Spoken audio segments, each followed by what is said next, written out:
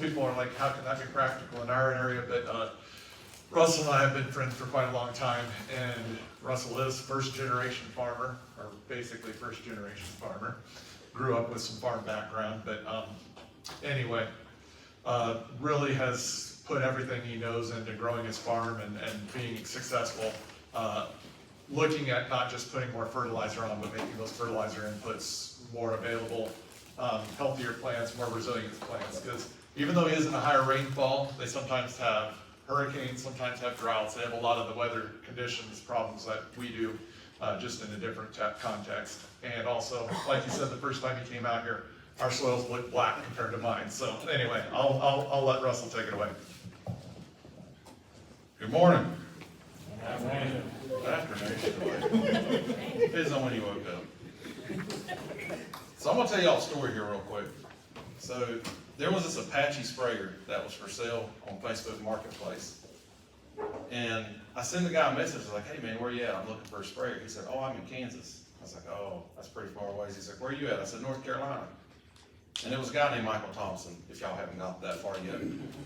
And he's like, yeah, some guy from North Carolina, that bastard probably just turns his soil just because he can. He's out there plowing and tilling with a moldboard plow, and he thought we were just out here in North Carolina. I was like, no man, I use cover crops and no-till. And I don't know, what do you think? We probably talked on the phone for a good month about cover crops, soil health, sometimes past midnight. One day my wife finally told me, she's like, I'll go in the bedroom and get naked if you quit talking about cover crops. I made sure I always talk to Thompson late at night. So, really, I'm going to talk to y'all about what's working and what's not. Where are we seeing benefits? Where are we seeing that we're probably wasting our time and effort? Feel free to ask questions. Like Thompson said, we have some of the same issues y'all have. In North Carolina, we're 10 days away from a drought. Here in this part of Kansas, y'all are probably, what, 2 days away? We have issues with water infiltration, holding capacity. Our dirt is low CEC. We don't have a lot of organic matter.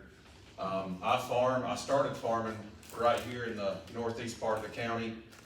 We essentially farm Catawba County, the upper part of Lincoln County right here below us. Over here in the 77 area where States Whiz. And then for the last 5 years, we've also been farming in Georgia. We've got a place down in Brunswick, which is right there above the Florida line. So if you're used to farming red clay right here, and then you go down to the Florida line and you're farming sugar sand, that's a whole other learning curve. But we talked a little bit about weather. I'm going to show y'all something because this is kind of where my year started at. Is this picture was taken, I think that was September the 19th. This thing called Hurricane Helene came through. I lived about 30 minutes east of where we actually took this picture. This is about how far we had made it since lunchtime. We were able to make it about 30 minutes, or 30 minutes in a normal drive time away in probably about 12 hours. We essentially were cutting trees out of the roads. Everybody kept saying on Facebook, like, hey, we got a skid steer, call us, we'll clear the roads out. Nobody understood we just didn't have roads left.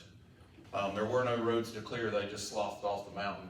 So we did a lot of nighttime stuff with thermals where we would do search and rescue, locate people, drop a pin on them with our drones. So like the 3M that you see over here in that small box, that's one of the drones that we were using, and then the one that's a little bit bigger than that, a 30T. And then during the daytime, we would just use a normal RGB. So here's my buddy James from Alabama. He came up. You might know that guy. And then this right here was actually one of the deputies that they left with us. So if you've never seen, I mean, essentially this is what used to be about a 10-foot wide creek. And I think they said, you know, the average was like 75 to 100 now. We got about, where I live at, we had just over 35 inches of rainfall in about 10 hours. And then where we were at up here, this was 50 to 60 inches of rainfall in that time frame.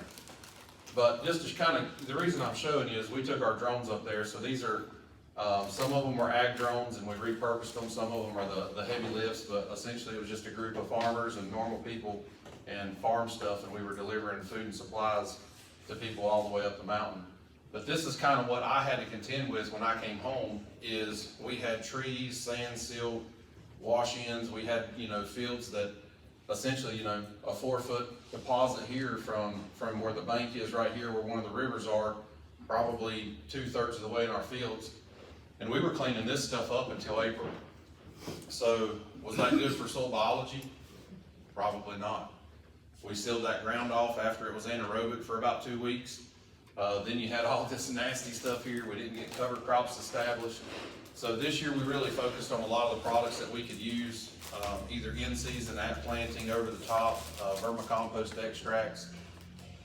Some of the drones that we're using, so this one right here is actually the one that's over here. This is one of the ones we've been looking at. This holds 13 gallons, it's got 4 nozzles, the spray pattern's pretty cool on it. There's some new ones that we're coming out with that our drone company is developing. So this one right here is a 70-liter drone, and the 70-liter drone, we're getting pretty good. And then, since Michael's a buddy of mine, I figured I would show y'all before anybody else has got to see it. DJI came out with this great thing called a T100. It's a 100-liter drone. And they were like, hey, it's the biggest drone in the American market, and they're like spending all this money and they don't know it, but we got them beat. So this is a 32-gallon or 120-liter drone. It flies at 48 miles an hour. It has up to a 60-foot swath width, and we're covering about 12 to 1,400 acres a day. So when all the ag pilots are like, hey, you'll never replace an airplane, 2 of those drones replaces an airplane for 150 grand. And an ag plane's about 2.5 million. So this is just some of the cool technology. This is the stuff that kind of keeps me up at night for farming. I like seeing where we're pushing the limits. You talked about efficiencies. This is one of the ways that we see the efficiencies on our farm is by utilizing technology like this. So let's talk about some resource concerns. Where are we at?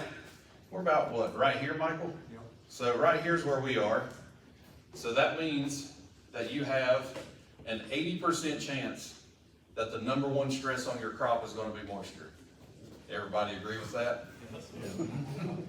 How do you fix that?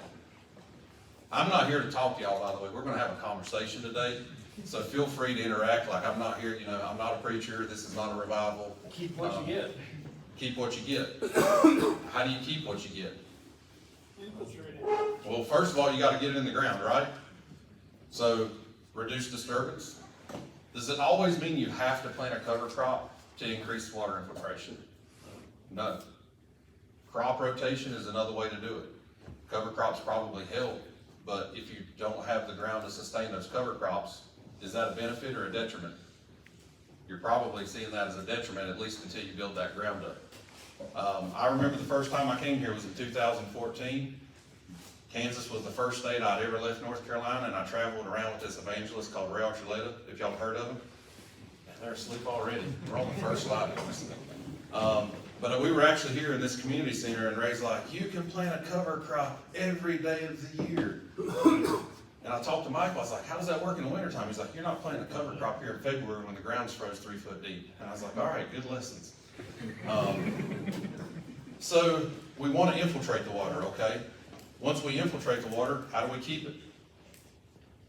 Some of the issues I've seen here in this area, riding around with Thompson, how many of you plant corn? What happens if you plant your corn stand too thin? Think about it. If you have too thin of a stand, too low of a population, what does that do to your canopy coverage? It's open. It's open. But what happens when the canopy is open and sunshine hits the ground? What happens? Evaporation. The one thing that I remember was, it was a guy named Dale and Candy Thomas. You remember Dale and Candy from NRCS? Y'all's pan evaporation is 60 inches here. About 90 to 100 right now. Right now? Yeah. And y'all get how much rain? You don't even get enough rain to make it. Yeah, you don't even get enough rain to make up your pan evaporation. So if you're having too thin of a corn stand or a bean stand or a milo stand and you're evaporating that moisture, did you use it through the plant? So some of the stuff that we pay attention to on our farm, when I look at maps like this and I talk about water stress, does anybody in here know how many bushels of corn that you get for 1 inch of trans evaporation out of a corn plant? Like if you take an inch of moisture out of the ground and put it through a corn plant and then it evaporates it, because the corn does that every single day, do you know how much that correlates into yield? And this is across the world. This is not regional specific. There's probably about 45 years of data that Jerry Hatfield has on this. Anybody want to take a guess? It's about 17 bushels per inch. So if we infiltrate an extra inch of moisture into the ground that we're able to put into a plant, that could be an additional 17 bushels of yield. That's almost 50% more yield than some of the corn that I saw riding up here from Norton today. There's some 20, 30 bushel cornfields out there, boys. And if you could add another 17 bushels to that, is that making more money in farming? And you're gonna plant this, it takes the same amount of time to plant, difference between 30 bushel corn and 47 bushel corn, it ain't really gonna slow you down none. But start thinking about just little things that you can change. So how do we do it on our farm is we set our baseline. Whether you're getting 10 inches or sub 10 inches or 45 like me, all of this stuff has a value. We look at soil test, we look at biology, we look at our tissues, our T&Ds. We even started doing testing on the products that we're using because it's cheaper to test them and find out what is going to work and what not than it is to buy them and try it over the whole farm. And then metagenomics. If y'all saw Haney testing, What's TND for people? T&D is total nutrient digest. I kept getting told that I was gonna mine my ground if we started lowering our nutrient doses. I think you can cut back on fertilizer. I don't think you can cut fertilizer completely out 100%, at least not on my farm. If y'all figure that out, please let me know. But T&D gives you the total pull that's there. But like, here's our Haney test. The first Haney we pulled was in 13, and this goes all the way to 2017. And this is what they used to look like. It was just on an Excel spreadsheet. Essentially, we would pay attention to CO2 respiration, carbon, nitrogen, some of these biggest things, and then how much nitrogen we had in the ground already. This is what a Haney test looks like now if you haven't seen it. But, we started with, 80s and 90s, hundreds on our CO2s. Now we've got farms where we've been pushing them and they're pushing up to the 400. One of the things I will say, like a lot of the conversations that me and Michael have had over the years, is what I can do in North Carolina in a year probably is gonna take you 10 years. Just understand that. Easy, even more because of drought. At least 10 years. Everything is working off of moisture. If you don't have moisture, you don't have microbes, and if you don't have microbes, you're not building aggregates and all these different things. So just understand, like if it took us from here, from 2013 to here to 2022, that's 9 years. Quite honestly, being truthful, this right here, this kind of change, you might see in a generation in your area of Kansas, and that's if you farm for 60 seasons before you give it to the next generation. So don't try to compare yourself to what we're doing. I'm just giving you what these are things that I can show to you that are real and achievable. It just may take a very long time for you to achieve those same things. But the biggest thing that you can look at on a Haney test is this right here. If you don't look at anything else on this entire test, pay attention to this right here.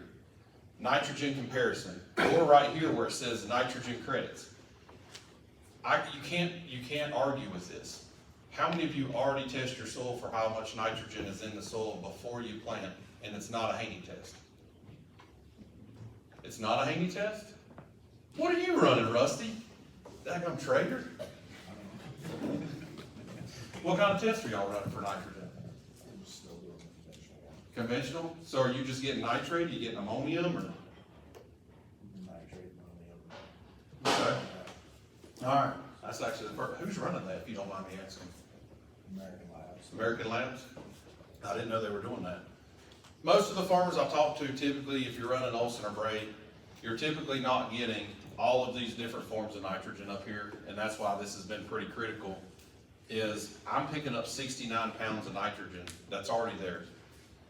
Even, let's say we go back to the cheap days when nitrogen was 50 cents a pound. That's still 35 bucks an acre, and that test cost me $1.25. So if you don't look at anything else on this test, except for I spent $1.25 and saved 35, and this is a 0 to 6, by the way. Here's the 6 to 12. My 6 to 12, 61 pounds of nitrogen. So I have 130 pounds of nitrogen that's crop available. What's the average corn yield in Norton County? 100? 80? Yeah, probably. So if you had these same results, you would probably have enough nitrogen. I don't ever recommend planting corn with no nitrogen at all. If we have some really high numbers, we still put a little bit of nitrogen on with the planter because this takes biology. And so once again, if you're going through a dry spell, you're going to see some of that not be as available as you get later into the season. This is a PLFA test. This right here is something that we've ran them for a long time. I never really had a way to do a management decision off of them. What we're looking at is total microbial biomass right here. And then this right here is just some basic biology. We've got bacteria, we've got fungi, we've got our mycorrhizal, our saprophytics, protozoas. How many of you use a biological product on your farm? What do you use? Organic. You use organics? Compost extract. Compost extract, anybody else? Have you ever tested it for what's in it? No. There's a lot of companies out here that list the biology that's in their product, correct? Has everybody seen those labels? If you have 3,800 bacteria and you have 450 mycorrhizal and 200 saprophytics, and somebody comes up with a product and they said, hey, there's 800 microbes in here, 90% of them are bacteria, it's a great product. Are you going to see an ROI on that? Probably not. This is just a way for me to make a management decision that if I'm looking at ground and I have all this bacteria and I'm low on these, this right here is the product that I want to try to find to build. Whether it's a vermicompost extract, we've been playing around with those. Whether it would be an algae, we've used organics, we've used compost tea extracts. My point being is this is an easy management tool that costs me about $1 an acre. How much does your biological cost per acre? $10. $10? 15. 15? Some of mine I've seen as high as 20. When you're at $1 an acre, it doesn't take very many acres to cover the cost of running this test versus buying a tote, and a tote costs 8 to 10 grand. That's a huge way to save money if you don't need it. This is T&D. If you've never seen a T&D, this is essentially all the nutrients that are in your soil. This is a 0 to 6. We have 2,988 pounds of nitrogen. Do you think that nitrogen is a yield limiting factor on that farm? Then we have 1,080 pounds of phosphorus. We have 6,120 pounds of potassium, 3,780 pounds of calcium. Hey, here's one for her, magnesium. Look at that. 8,460 pounds of magnesium. Here's the only problem. Is that available? Nope. There's different ways. Root exudates. We start breaking down these compounds with root exudates and they become plant available. What's the other way? Biology. Weathering. There's lots of different ways to unlock these nutrients. And it's a whole lot cheaper to unlock some of this than it is to put it on. So this is 0 to 6. Let's look at 6 to 12. 2,000 pounds nitrogen, phosphorus 720, potassium 5580. So if you do 61, I've got roughly 12,000 pounds of potassium in the top acre foot. Do you think if I put on another 100 pounds of 0060 that I really move the needle on potassium availability? Not really, but I can show you one thing that I picked up. What's one of the biggest ones that release our potassium? Saprophytics, which is one of my lowest ones. What So does what- saprophytic fungi look like? What does it look like? I don't know, I ain't Superman, I ain't got x-ray vision. All I can tell you is this. Who here's picked corn before and you had the black haze all over your corn and it went all over your combine and stuck to it? That's a lot of your saprophytics.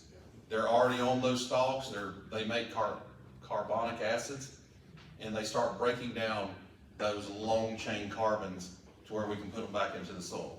Isn't that what the drum is supposed to spray for though? Different fungus. But, I mean, like right here, we know that that's a bad issue for us. How do you build those? I have no idea. I've done cover crops, and sometimes certain cover crop mixes, I see the numbers go up, but the next year, I can use that same cover crop mix on another farm and it has no change at all. This is still very new stuff. I'm just telling you, like, these are the things that we're seeing and correlating to some of the nutrients that are available off of these tests. And so do you think if you're in this county growing 100 bushel corn and you have 12,000 pounds of potassium, how many generations of potassium do you have? You don't, I mean, we just need to learn how to unlock this stuff and use it at a better rate. Then we got metagenomics. So we always heard about, manage your residue. I don't know why, but I heard that a lot in the east when I started farming. So this is metagenomics, polymer degradation right here. This right here is telling us how much the biology is breaking down the residue. And so we wanted to do some trials with some products to see could we cycle the residue faster to get it back into the ground quicker so that we didn't lose it. In your case, it would be to wind and erosion blowing some of your residue off of the field. And for us, it was really just trying to cycle nutrients faster. But look right here in our control strip. The biology was breaking it down at about 80 or 58.4%. Product number 1 was 54, 55, and 56. So we paid, I do know for a fact, this product here, we paid 25 bucks an acre to help cycle residue faster, and it actually was the worst. You know, that test right there was about 10 bucks. Or 10 times our acres. It was 250 bucks for this test. So my point being is it better to spend 250 bucks to test that product before we use it? Or is it better to buy a tote tank of that for $10,000 and use it and then find out it didn't work? You know, these are the things that we can use now. Soil changes, you can see right here, this is some of our best dirt that Catawba County has to offer. This is where we started at. This was our first year no-till with without cover crops. By year 4, where we were using cover crops, that's a 16-inch spade sample. You can see about right there, about halfway down at that 8-inch mark, we're starting to see some color change. The only reason I took this picture, that's the first earthworm I'd ever seen on that farm. But CO2 respiration, biological change, 720% in 9 years. Our food source went up over 500%. Organic matter started to increase. And once again, like, these are really good numbers for us. If y'all show a 10% or a 20% less, like 20 times less than this in a year, that's really good for this area of Kansas. You don't have to put up these same numbers. This is what we look like now, 2024, last year. Now, I mean, we've changed it from orange, red, high iron content clay, and now look at all the carbon that we've been able to pump into that ground and the aggregation that we've got. Water holding capacity, we talked about that earlier for y'all. Everybody always says if you increase organic matter by 1%, you gain an inch. Well, it depends on what kind of soil you have. If you have a silt loam, it's actually 2 to 2.5 inches. So let's say you've got a river bottom ground, or you've got a piece of ground that's just characteristically silt loam. So, well, if you go up 1%, now you're holding 2 to 2.5 inches versus sand would be 3/4 to 1 inch. So just because somebody says you increase organic matter, it goes up an inch, it really depends on what those soil properties are. So when we started planting these bigger high biomass cover crops, and you would see them in a magazine, you were like, hey, these are great. And the one thing that we didn't understand is everybody said if you planted crimson clover, you'd get 50 pounds of nitrogen. If you planted vetch, you'd get 100 pounds of nitrogen, or should have. Should have was a big word that was used. My farm can't operate on a should have. So we started doing testing. And we started testing that cover crop. And what we found out for us, our carbon to nitrogen ratio in North Carolina needed to be a 40 to 1 if we were wanting to maximize nutrient release of that cover crop. So if we were wanting to see most of those nutrients make it into the next crop and be able to be used, I needed to be at a 40 to 1. If your annual rainfall is 10 inches here, guess what yours needs to be? 10 to 1. How big is a cover crop that has a carbon to nitrogen ratio of 10 to 1? About like that. How many of you grow cover crops this big? Some years. Not on purpose, though. I'm talking about on purpose. Yes, I understand. You get that dry spring and nothing wants to grow. But my point being is, if your goal on your farm is I need nutrients to be unlocked by a cover crop, released by a cover crop, and into my next crop, intentionally you'd be about right here in this part of Kansas. Is this going to give you weed suppression? Nope. No? Is this going to help you with evaporation loss by covering the soil? Nope. Once again, you're in a harder predicament than I'm in, and you have to pick your poison. Do I need to suppress weeds? Do I need to try to conserve moisture, or do I need to try to get nutrients into a plant? And realistically, as farmers, we want all three of those, correct? Correct. It doesn't happen. That will help with wind. It'll help with wind, I'll just keeping it right off that soil surface. Yep. But realistically, in a perfect world, you can do that, but we don't live there. Unless you build one of those biodomes that like Pauly Shore lived in, you're never gonna get those three options. So, when we start looking at nutrients, so we've been doing this, I think we're on year 7, maybe year 8 of doing the data.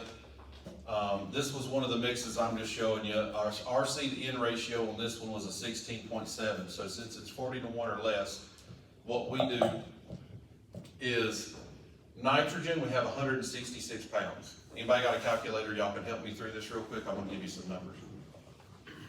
So we got 166 pounds, multiply that by 0.8. 132. 132.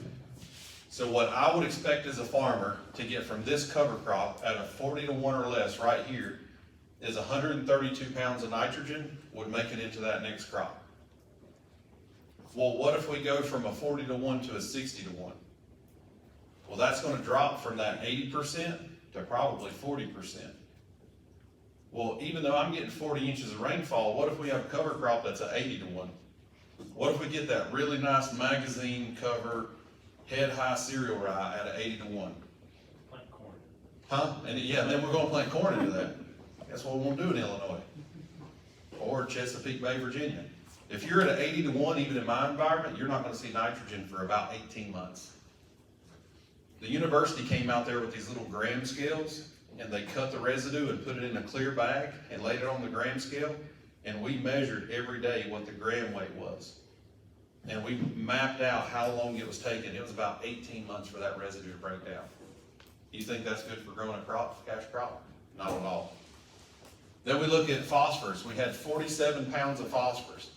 Phosphorus and potassium and everything below here, if I'm at 40 to 1 or less, we take a 75% credit. So if you get 75% of 47 pounds of phosphorus, that's quite a bit.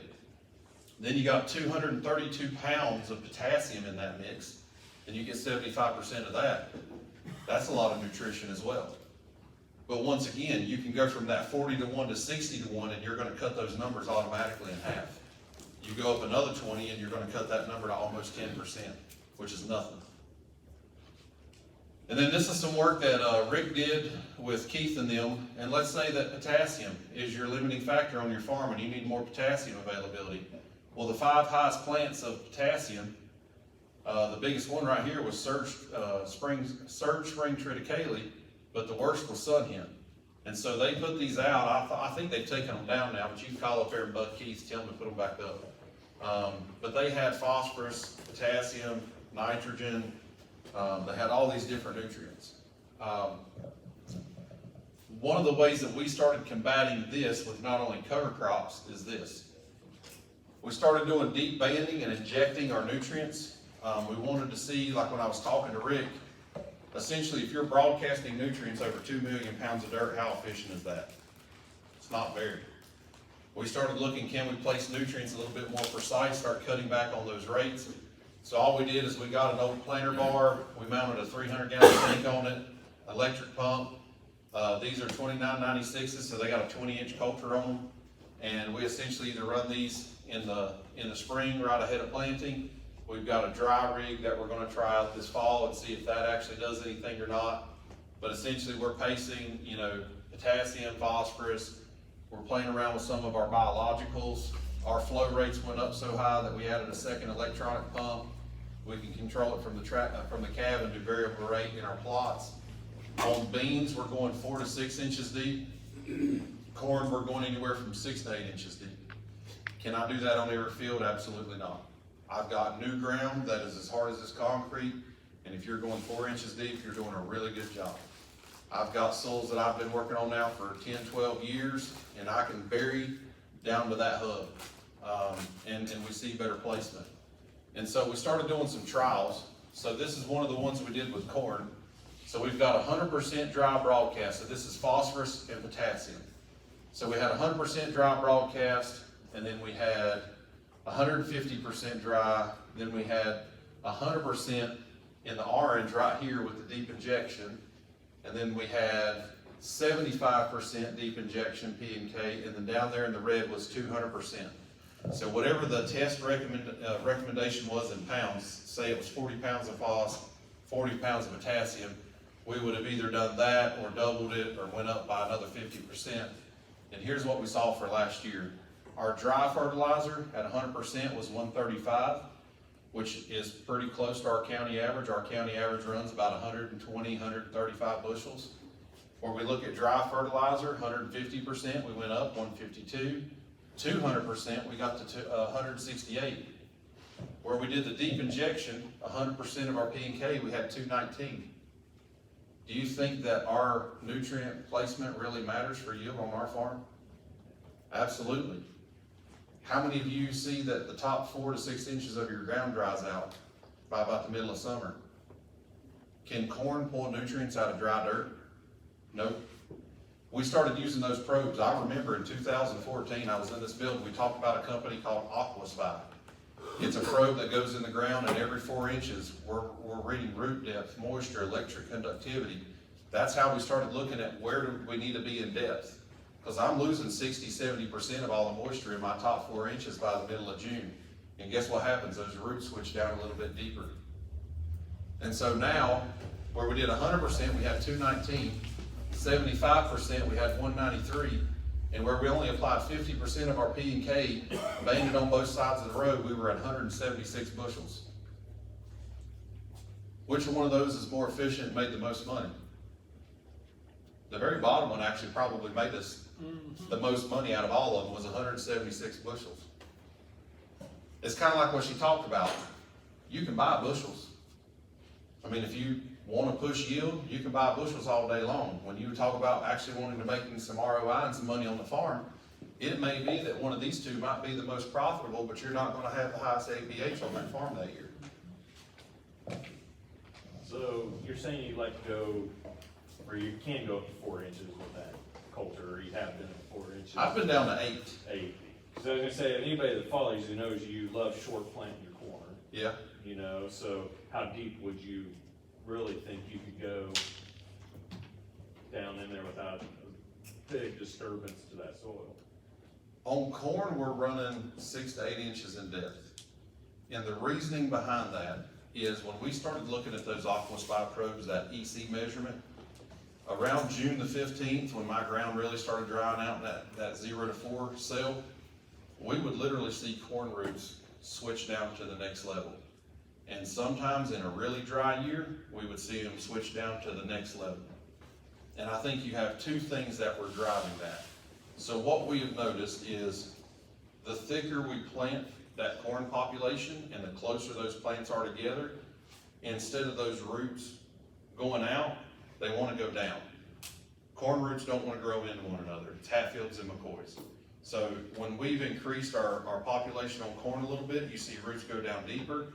And the other side of it is when you feed them a little bit deeper, they can put more root mass down there at a deeper profile and maintain some of that profile moisture. Now, honestly, if y'all are here and you have 0 profile moisture, that may be some years that you don't see them go down, but let's say that you do have a little bit of that profile, but you're seeing that top start to dry out, you'll see them have that nutrition to be able to push lower and maintain. And I've seen that 2023, I think we only had like 6 inches, 7 inches of rain through the entire growing season. And we were seeing roots that were pushing down, 6, 7 feet, just looking for it instead of just staying on top and staying in that probably top 6 inches of the profile. So you're back to what like the strip tiller guys figured out, right? Yeah. That if you place that fertilizer at 6 inches, that you're better off. I think you are. You're just maintaining moisture where you can get to it in the peak of the heat of the season. And our soil temps on the clays will hit easily 105, 110. You throw some sand out there. I've got one farm that we checked that we had soil temps 130 degrees, 2 inches deep. I mean, if you don't cover that, you're just evaporating it or just killing everything off the team. How far ahead of planning are you doing your injections? It's a tricky question. You always love running, you know, time gets to be an issue, right, for everything of, you know, do I run right out of the direct injection machine right into the planter and you just spend a whole month in both of them? Is everybody familiar with a bell curve? Do y'all understand what a bell curve is? So when you apply a product, a very small fraction of it is available. And then over time, the availability goes up, and that's about a third. And then you've got the other side, which is about the same, and then it starts coming back down again, and then we go to very low availability. So potassium. I don't really know all of y'all's soil series. Do y'all have a lot of clay here? Some. So clays are some of the worst for potassium. I have a lot of clay. I can put potassium out, and Lance has done a bunch of testing, and it's hard to because you're on such a small scale. But when we apply potassium, we see a potassium curve where it's really, really available and it's there, and then all of a sudden it starts binding to clay particles, and then none of it's available again. And that's how you saw, you know, the people that farmed before me on that ground, they put out a lot of potassium at the wrong time, and then the plant never used it, and that's how you have 12,000 pounds of potassium in the top foot of a profile. So I think it comes down to what you're trying to do.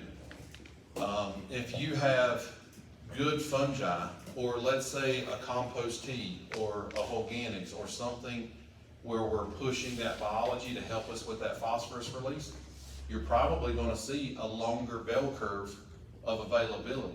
And so you might not have to do like me. Y'all probably don't wanna farm like I do, because I make a boatload of spoon feeds all through the season, because if I front load or just load in the middle, I run out at any part of the season. And I think that's what you gotta look at, is you have to look at what your soil characteristics are and how long is that bell curve gonna be, and are you doing things to help extend the time frame in which that nutrient's available.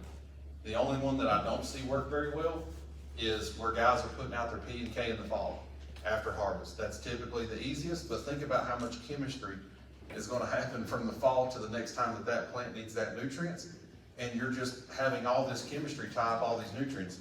It's the same reason that she got up here on stage and said, guess what, we have amino acids that do what? They chelate to stop the chemistry. And I guarantee you, MAP and DAP don't have chelation amino acids on them, do they? That's where you need to go, by the way. That's $1 million idea. I'll send you my address for that bonus check. We always try new things. Hey, guess what? This year I became a strip till farmer. I didn't do it on every acre. Everybody's always gave me crap, and I always said, well, you know, no-till's working great. We've had really good success. Well, guess what? We tried strip till this year. Can't tell you if it's gonna work or not, but I can tell you this much. You go out there and no-till, and I've got some pretty nice technology on my planter, and we did 90-foot strip till, 90-foot no-till, and the moment I could have, my tractor, once you turned it around, you could have blindfolded me, and I could have told you just from the sounds of the monitor that we were running in a strip till. The seed bed was mellow. I was always skeptical that running a strip till was going to turn my dirt into powder, and it did not. It was actually a pretty nice mellow bed. I still had aggregation in it. Would I want to do strip till on any of my slopes? Probably not. We tried it on one field. We did see a little bit of wash where we had a big 4 or 5 inch rainfall. That can be a problem. But I can tell you now, this right here, where we've got some bottoms that are pretty nice and flat, strip till actually look pretty good. One of the things I'm liking about it, and we're trying, is there's a shank, a little tooth that goes right below that front coulter, and we're gonna try to start putting biology out about 3 or 4 weeks ahead of planting, right below that row, so that biology's kind of ramped up. But I have no idea if it's gonna pay for itself. If you're already doing strip till, maybe you wanna put a little biology in that row. We're looking at putting the side shanks on right here where we can maybe run some of our P and our K on this instead of running the deep injection bar. Just a way to cut down on hours. If you're running fertility on your planter, we've got our in-furrow, and then we're running on both sides of the row. We've seen a lot of issues. If you're only running on one side of the row, I'll show you some of those pictures coming up. But look at these corn roots. So I believed in in-furrow fertilizer. We saw it where we had low fertility levels. On the right-hand side right here, that is 5 gallons of in-furrow fertilizer. That's about $30 an acre in cost. Right here, we have organics, in-soil, and a product called Calfa. We were playing around with citric acid. Nick Voss was telling me about this product called Calfa. It's carboxylic acids. It's kind of like the Haney test. The Haney test uses 3 organic acids. Calfa has certain organic acids that are supposed to help phosphorus break off of calcium. It's supposed to help with zinc off of phosphorus. It's supposed to help break potassium off of those soil particles. So we've been trying it out this is our 2nd season, but look at the difference where we went from $30 worth of fertilizer, and here we have 2 biologicals and an organic acid. Then you come over here, and this is just organics and in-soil. And then right here, we have organics and in-soil and vermicompost. We got some vermicompost extract from Fed and Happy, and we put 2 pounds of their product with a gallon of water. It cost me about $1 an acre, and we've been running that in-furrow, trying it out. But we see better root mass where we have biology than we do fertility. Now, does that mean that in-furrow fertilizer doesn't pay? No. If you have low fertility numbers, you're planting into cold soils, and you don't have a lot of biology, you might see it pay. But I can tell you now that 5 gallons doesn't pay for me, and it doesn't make me any money. So every year we're continuing to push that boundary. How long have we been going, Michael? About an hour? About 45 minutes. Y'all want to Nothing take? wrong with saying you could add 1 gallon into your mix, right? Yeah, there's nothing wrong with saying you can add a gallon into it. I'm just saying, put a plot in. I mean, this right here did not take us a long time to put those plots in to start seeing, like, is it worth paying $30 an acre, or this right here? That was about $15 an acre, about half price. Y'all want to take a break for about 5 minutes, get some water, get some drinks? Sound good?